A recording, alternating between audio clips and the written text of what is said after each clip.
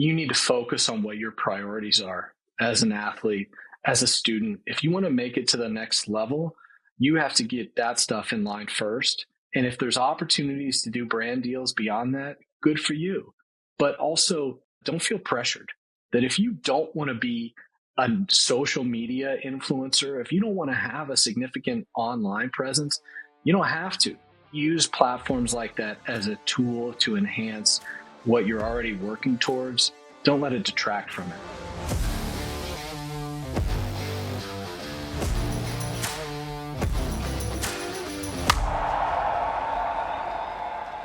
Welcome to another episode of the Advocate Podcast. I'm your host, Matt Hannaford. And if you have been a listener of this podcast, this may be the one episode you've been waiting for. Today's topic is NIL. As NIL opportunities continue to expand, more athletes, whether they're in high school or college, are exploring ways to monetize their talent and build their personal brand. But along with these exciting opportunities, as you know, come a host of questions, challenges, and potential pitfalls. For example, what's the difference between an NIL collective and traditional brand deals? Can NIL activities affect scholarships and eligibility? And how do taxes play into all of this? To help us unpack this complex landscape, we have a very special guest today. His name is Tim Nevius. He is an expert in NIL and college sports reform. Tim is not only a former college baseball player, but he's also a former NCAA investigator and a passionate advocate for athletes' rights. He has been at the forefront of helping athletes and families understand the NIL process and navigate the evolving rules and regulations. In today's episode, we are going to be covering a host of questions like how can families ensure that NIL deals are legitimate and safe? What types of deals are available to athletes beyond the big-time sports like football and basketball? And how can young athletes, including those in travel baseball, start preparing for NIL opportunities? Whether you are a parent or a player, this episode will give you the tools to understand the NIL landscape and how to make the most of these opportunities, all while protecting your future. So without further ado, let's get into my episode with Tim Nevius. All right, so today we are joined by Tim Nevius. Tim, I know you probably have heard this before, but I have, after doing my own research and really kind of diving into your background, I got to tell you, if somebody created kind of like a resume for the perfect advocate for a college athlete, I would say the resume would probably look something like yours. So you played baseball in college, you graduated first in your class in law school, you joined the NCAA as an investigator, where you helped lead some of the highest profile enforcement cases. You were a liaison to, it sounds like a lot of Division I student athletes through the advisory committee, where you worked with college athletes from every Division I conference on NCAA rules and proposed legislation. We're not even done yet. We're just like halfway through. You spent 5 years at Winston and Strawn, it sounded like, where you co-chaired the college sports practice. And there you helped initiate and lead Alston versus the NCAA, which for any of you listening was a groundbreaking case that led to a unanimous Supreme Court victory for college athletes and changed college sports forever. From there, you then left and you started your own firm, right? Where you're now advocating for college athletes. So I guess if you could just summarize really briefly, like, how was being an athlete in college? How did that prepare you for your role with what you're doing today? Yeah, well, thanks for that introduction. And it's always flattering to hear it spelled out in those ways. Of course, there were challenges and bumps in the road along the way. I mentioned this recently at a conference where I was sitting alongside the NCAA general counsel, actually, who was my mentor at the time when I was at the NCAA, that you don't always know the path that your career is going to take. And along the way, you're not sure, what direction you're headed, but you get to a point and you look backwards and it all seems to sort of line up and make sense. And I think that was true for me. But to your question, it started with my own experience as a college athlete. And it was all of the positive aspects of the sports are what drew me to having a career in this field, aside from the fact that I wasn't good enough to play athletically and make money professionally that way. But, everything with respect to teamwork and sacrifice and, the camaraderie and the highs of the victories and the lows of defeat and overcoming challenges. That's what drew me to college sports in particular. The experience that I drew upon on my own, career as a college athlete that helped shape what I do now really relates to the time commitment, the sacrifice, and the variety of elements and challenges that you face, both academically, athletically, socially, and otherwise, at this really pivotal time in your life when you're a college athlete. I think that's what has shaped and informed my practice, perhaps more than anything. And in particular, because oftentimes people who aren't as close to the subject matter think that as a college athlete advocate or a lawyer or an agent, you're working with the top football and basketball players on issues related to money and NIL. And although that is true to some degree, there's 500,000 plus college athletes across the country in 20 some different sports in 3 different divisions.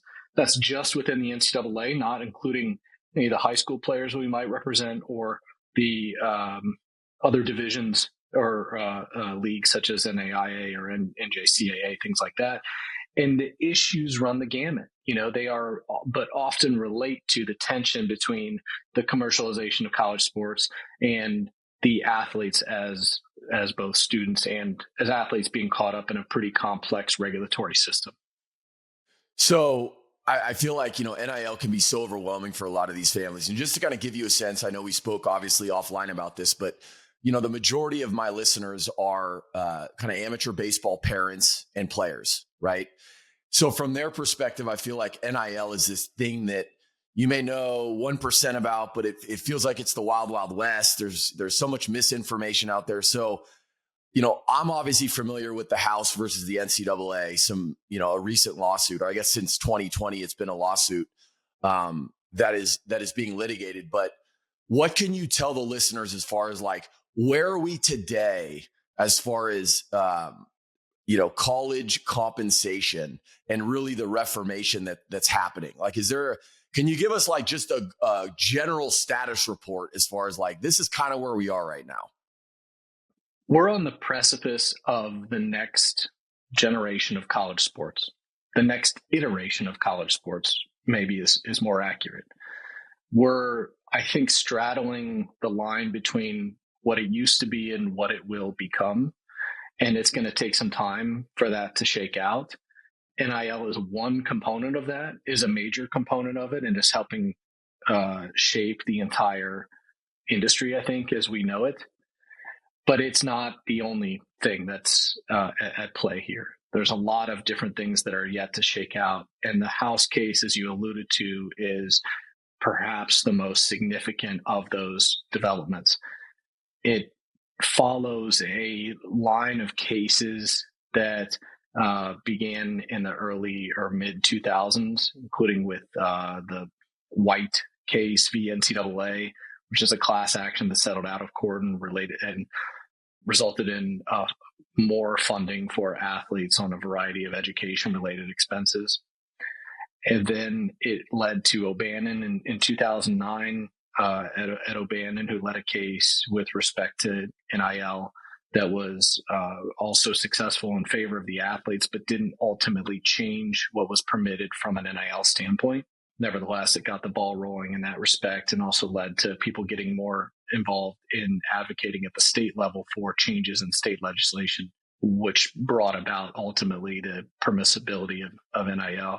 And then Alston case, as you mentioned at the outset, which went all the way to Supreme Court and allowed athletes more benefits from an education-related standpoint, and the lasting impact of which was to make it clear at the U.S. Supreme Court that the NCAA was subject to antitrust scrutiny, which is a legal term that effectively means anytime you set a rule that restricts what the athletes can receive, you're going to be subject to legal scrutiny, which is what then brought about the more recent litigation, which is in settlement discussions right now that could lead to revenue share for the athletes. In fact, it's been proposed, it's been agreed upon between the parties, both the player representatives and the NCAA and conferences. Whether that's approved by the court yet, actually, I should say yesterday it was preliminarily approved. There's an objection period, and we're going to learn more over the next several months before final determination next spring as to whether or not there's going to be payments to Division I players in perhaps in all sports starting in the fall of 2025.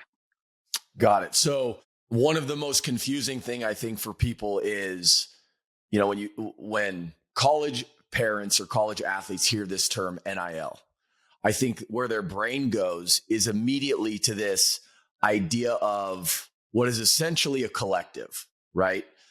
Some amount of money that is being paid to the athlete. And in their mind, it's, if I go to this university, this school will compensate me in this way. And it's through the collective.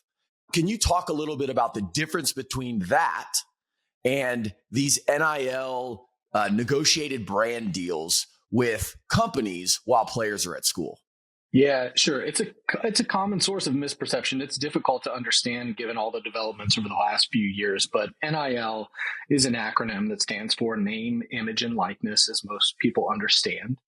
It is derived from your right of publicity that everyone has. It's recognized in most U.S. states.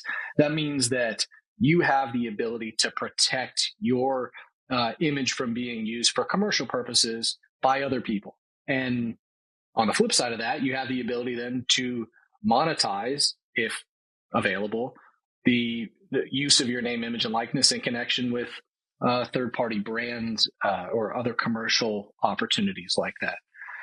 At its core, NIL relates to the latter, that being endorsement and marketing contracts that you strike with third parties to promote their brands or endorse a product. The collectives took that change in rules as an opportunity to provide money to players that on paper appears to be related to the use of their name, image, and likeness, and some of it in practice. But most people have understood it to be related more to payments related to securing their spot on the roster. So it's more akin to what people have colloquially described as pay for play, even though it's not directly tied to their performance or participation as an athlete. And so the money that flows from the collectives, which are organizations of boosters associated with the universities, it's not technically payments from the schools themselves, but people often perceive it to be just that. And if the settlement goes forward, then the schools themselves will be permitted to pay the athletes directly as revenue shares from the revenue that they generate through athletics.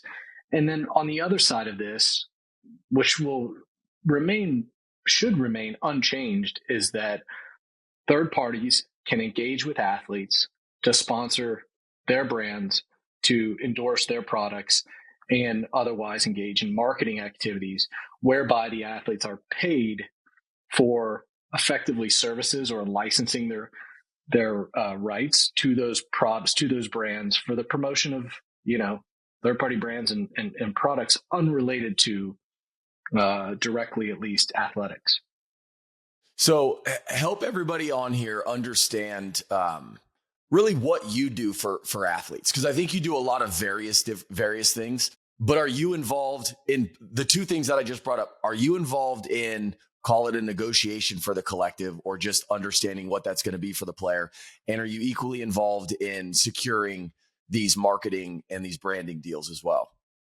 Yeah. So on the latter, yes. So my role at its core is as an attorney. So I represent high school, college, and some professional athletes on a variety of legal matters, most of which relate to their contracts, their eligibility, and ongoing business dealings, organizing their businesses, helping, advise them on a variety of factors that as they progress in their careers.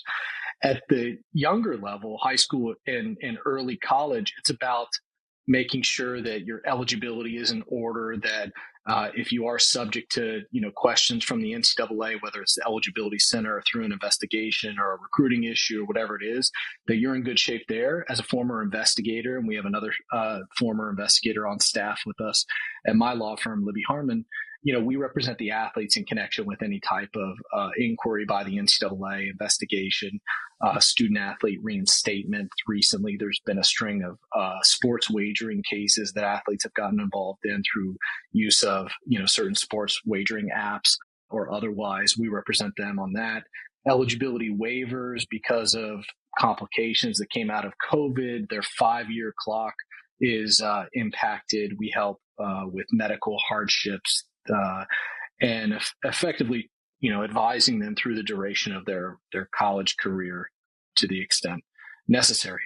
On the NIL front, we represent a handful of players in connection with endorsement contracts. So that is, if the athletes are approached about endorsing a particular brand, we make sure that the terms of those contracts are legally sound, that their eligibility is protected, and they are protected from in terms of what they're giving up from their licensing, their name, image, and likeness, and everything connected therewith. So helping them plan on the business side of things as well as the legal side.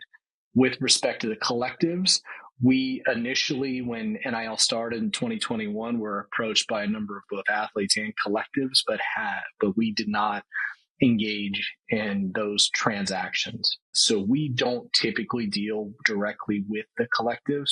Perhaps that changes depending on how collectives evolve. But that was because of the nature of the payments from the collectives to the players was a bit inconsistent with what we were representing it on in terms of a variety of other things in our practice, and including with respect to investigations and some other work that did not quite fit with working with either the collectives directly or representing the athletes in connection with their NIL offers from those entities. So if I'm a parent and I'm listening to this and I have a son who's 17 years old, committed to a college, and my fear is, look, I don't want to do anything that's going to jeopardize my son's eligibility, right? Is there anything that you could tell me as far as look, and I know you can't get into everything, but are there general things that you can talk about? Look, these are kind of the biggest things you want to just be aware of? I was asked the question, what are your priorities, right? Is your priority to graduate from college, or let's start sooner than that, to earn a scholarship or gain a roster spot in college? Most of the people, the answer is yes. To get an education, college education, earn a degree, most people would say yes. To become the best athlete, the best student, and the best person you can be, and most people are going to say yes. And if you take care of those things, then you're going to have opportunities probably beyond that. Those opportunities may include name, image, and likeness deals. Even before getting to college, some athletes will have opportunities to engage in name, image, and likeness, whether it's through these third-party brand deals or it's from the collectives. In terms of protecting so I start with the premise of protecting your priorities, right? Because that's probably the most important. Without those things I mentioned, you may not have the opportunity to really do anything on the NIL front or athletically if you don't focus on your priorities first. In terms of eligibility, there's not a whole lot of eligibility related issues with NIL right now because the rules have loosened so much. There's so much permissibility in the NIL space, at least in the college realm. High school, it's a bit different right now because there's a number of states have certain regulations still on the book that may prohibit name, image, and likeness contracts as part of their amateurism bylaws. Each state association is going to be different in that respect. But even at the high school level, many states and state associations have permitted high school athletes to engage in name, image, and likeness contracts. High school level, focus on your state high school rules. That's going to be the biggest call out from an eligibility standpoint. The college level, really it's making sure that you're abiding by all the pre-enrollment amateurism rules. So it is connected to your high school participation, but engage counsel if you have an opportunity on the table that is you're concerned about because you think it's going to impact your eligibility. Most of those NIL offers for athletes going into college are not going to impact their eligibility, but without knowing the specifics, I couldn't say that. Sure. From a legal standpoint, though, I think you want to be sure what you're signing up for. What are the terms of the agreement that you're signing? How long does it last? What are the rights that you're granting? What are the obligations in terms of the services or deliverables that you have to provide? How much are you getting paid? What's the timing of those payments? What are the contingencies or conditions of those payments? And does anything you're signing up for interfere with, going back to what I said before, your priorities as an athlete, as a student getting an education? Because most people focus on what they're getting from a NIL contract. They get excited about it, and that's okay. They should be excited if it's something in line with their priorities, but they don't often focus on what they're giving up. And what they're giving up may be time, energy, effort, things that, perhaps you might spend on some of your other priorities better. Would you rather spend the time, in the weight room or on the practice field? Or would you rather spend that time in a photo studio or on social media, And maybe you can do both if you do it right. But keeping an eye on what you're giving up in those contracts versus what you're getting, I think is always a good starting point. Yeah. And again, I said earlier that there's so much misinformation out there. I feel like with the NIL space today, you have all these, and correct me if I'm wrong, Tim, but you've worked with all different sports. Is that right? Yes. Yeah. We've worked with men and women in 15 different sports, high school, college, and professional and Olympic. Right. So you've experienced it firsthand, whether it's football, basketball, maybe some specific sports that it's a little bit more financially rewarding in the NIL space than other sports. And I think that's one of the biggest pieces of misinformation out there, because let's just say it's a player who's 16 years old and they're considering college, and they're hearing about this football player who's the quarterback at Tennessee, who's making millions and millions of dollars. And they're saying, oh, well, there's opportunity out there. Like, I just want to make sure that we get ours. And what I loved about hearing what you said was, what are your priorities? Because at the end of the day, and look, I do believe that if there's money available to players, they obviously should have the right to take advantage of that, but be led by what is most important to you. If doing a deal is going to take anything away from you outside of like, look, you're giving up too much, but if it's like, hey, this is going to be this big of a time commitment, it's going to demand that I do this, and it's now taking away from really your bread and butter and developing as an athlete, like, we just need to put it in perspective. Yeah, agreed. And I agree wholeheartedly in that if there are financial opportunities available to you, you should take those into consideration. Everyone's going to come at it from a different perspective. And I would say that if you can, don't let those financial considerations dictate, the decisions you make, because oftentimes that can get in the way of the other factors that may be important to you. If I was advising, my son, he's only 2 years old, so he's not quite ready. But if I was, he was going into college, I would focus on the school I want to go to, the program I want to play for, the coach I want to play for, the academic opportunities that are going to be presented to me. Geographic location is still going to be important so that my family can come watch me participate and otherwise visit. And then, once I have those things sort of in place, in line, then, all right, what are the financial opportunities that could be presented to me beyond, perhaps a full scholarship? And are there NIL opportunities? And do those NIL opportunities enhance what I'm trying to accomplish, or do they detract from what I'm trying to accomplish?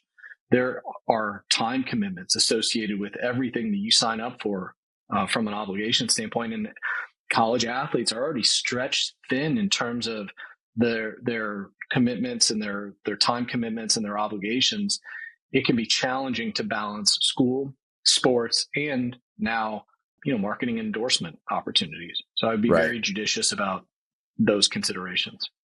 Have you found when negotiating these deals that that these brands care? Like how big of a factor is an athlete's social media following to these to the amount of money these players are ultimately getting? I would say the environment is still evolving. We're in the digital media space, obviously, and it's changing rapidly. Some brands have media strategies that focus a lot on the number of followers, or more likely the amount of engagement that those followers have with the particular personality, the athlete in this case, as we're talking about. They focus on micro influencers, which is another way of saying a people that have a smaller set of followers, but in a specific subset that brands are attracted to. They're going to take that into consideration. It's all going to vary according to the strategy that each brand has and who they're looking for as someone who wants to endorse their product or their brand. But almost without exception, they're looking for authenticity, that these are individuals who can be good ambassadors for their brands or for their products because they authentically enjoy or like that brand or that product, or they already use it. That is something that brands look at without a doubt. I think that the other thing is actual content creation and the rate at which people post and engage with their audiences. The brands are looking at whether or not individuals they want to engage for marketing deals are posting on a relatively frequent basis. Do they have a cohesive message? Are they engaging with their fans or their followers? Because those are the people that are more likely to land those types of contracts. And quite honestly, some people, particularly athletes, are not very good at content creation. Now, there are plenty of exceptions there, but there's some people, especially the advent of NIL, that have tried to force it a little bit because they thought there was a greater opportunity maybe than there really was for their particular profile. That creates, they're spending time and effort and energy on something that if you really want to become an influencer, great, then you can focus on that. But if you're doing it just because you think there's an opportunity to attract a brand, you might be working against yourself, because you should start from a place of authenticity after you start from a place of priority first. But if you're going to engage online, start from a place of authenticity and go from there. Yeah. For any parent listening who's unfamiliar, some of the stuff that Tim just mentioned was, so obviously there's metrics available to these companies that show the rate of engagement that these athletes will have with their followers. So even though somebody, let's just say, has 100,000 followers, their engagement could be very low, right? And so those things are important to these brands. Now, why would that be? Because they want to know if ultimately that brand is trying to make money. If we endorse this athlete and this athlete, these followers actually, engage with this individual, right, back and forth often, then that's going to be more appealing to these companies. So I think sometimes people do get lost in the, but he's got so many followers. And we can all see like the social media account where it's like, there's pretty much just consistency across the board with just every post is exactly the same.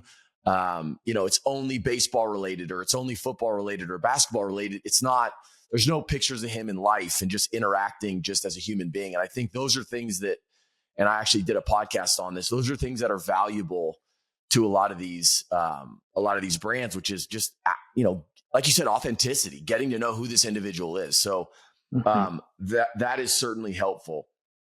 People are, and I'll add to that, Matt, that people are misled by some of the reporting on these topics, that it doesn't take into account. I think what you're referring to there's a variety of factors that brands are going to look at, and it's not just follower counts and the valuations assigned to certain athletes by media outlets. I can speak to some degree to the accuracy or inaccuracy of that. I don't know exactly what they take into consideration in what they refer to as their proprietary metrics, but there are so many different factors that come into play when a brand is looking to secure the services of an athlete, and there are so many different types of contracts that can dictate what the compensation is, whether it's cash, is it in-kind exchange of brand products, is it a combination of those things? How do you place a value on that? And so I think that people tend to overestimate perhaps what their value is in the marketplace, and then they get disappointed by what the offers are that come their way. Right. Are there any red flags? I think it makes sense for any athlete who obviously can to have an attorney review the language of the contract and help negotiate these deals. I'm also smart enough to know that there are so many people out there that won't ever do that, and they'll try to do this on their own, right? But are there any red flags that you've seen from some of these brands that for you is like, oh, this is not good at all? Well, I don't see nothing that comes to mind right now in which brands are trying to take advantage of athletes, but I do think that there have been some pretty loose contracts that are used both on the brand side and on the athlete side and on the collective side that have not addressed certain things that are common to address in endorsement contracts and could come back to bite, one party or another. I think you always have to be aware of, like I mentioned, what you're giving up. What is the duration of the use of your rights in these contracts? What is the scope of the usage? Meaning, is it just in connection with social media, or is it extend beyond that? And how does it impact the other opportunities you have, both as we talked about athletically, academically, et cetera, but also from a brand standpoint, an NIL standpoint? Are you signing a contract that limits the ability for you to engage in other deals?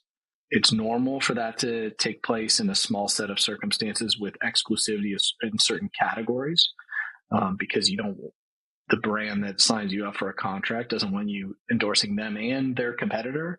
But Right. if it extends beyond, that category, what's the rationale behind it? Why are they trying to limit you in that respect? And so I would always challenge people to think beyond today. How does this impact me 6 months from now or a year from now? And am I comfortable with what the terms are that have been proposed to me? And do I understand what the contract says? And if not, what are my resources? Right. What are the resources available to me? And it doesn't have to necessarily be, not everyone's going to have the ability or the interest in hiring a lawyer to review a contract, especially if they have a good relationship with the brand that proposed it. But there are other resources available to them, often through their own school sometimes, or other people within their network that can help at least put some eyes on something and ask questions so they understand what the provisions say in each contract. So you read my mind, because my next question was going to be, are there any resources that some of these families can go online and educate themselves with? Beyond the school, is there anything that comes to mind that you would kind of point to people towards? There's nothing I can think of right now because it's hard. There's a lot of information and there's a lot of misinformation. And so independent research, although it can be useful, you can come across information that may not actually be accurate or helpful. When the NIL space changed, a lot of people saw an opportunity to become leaders in the space. Some of them thoughtfully so and have done a good job. Others, perhaps don't have the same degree of experience or information. They're learning while they're portraying themselves as leaders, and that's dangerous. So I think that your best case scenario is, if you're confused about a contract, that you should consult legal help. Even if it doesn't even have to be a sports lawyer like me, if it's a lawyer to some degree and they're able to review and interpret the language of a contract, that's going to be useful for you. When you get to college, you do have more resources available to you, and the schools are now permitted to provide far more in terms of the resources to their athletes in the NIL context. So utilize that as much as possible. Ask questions of the people that you're dealing with, because it's like any relationship. You should get to know them a little bit. You should have an understanding of what their motivations are, and it shouldn't be a problem to answer questions about what the terms are and what they mean. Yeah, I agree. I think if somebody has a question, don't just assume it's all going to work out, or don't just assume that everybody has the best of intent, because oftentimes, as we've both seen in this business, like that isn't always the case. So that's some good advice. I'll also say, Matt, and I never assume ill intent. I think what I've seen in my experience is that people just don't consider all the information or the factors, or they have less experience and they make assumptions as opposed to anyone having ill intent. Of course, in the sports world, and whether it's in the agent world, the lawyer world, anytime you're dealing with advisors representation, there can be people with ill intent. But I think it's more so a product of an evolving environment in which people are getting up to speed and learning on the fly, which means that the risk often falls on the athlete, and the athlete then needs to all the more reason to take your time, ask questions, and seek advice. Mm-hmm. Separately, just as we specifically talk about kind of travel baseball, so you've done a lot of work with Perfect Game, right? Mm-hmm. In your experience, have you seen there to be NIL opportunities for some of these travel baseball players in your personal experience?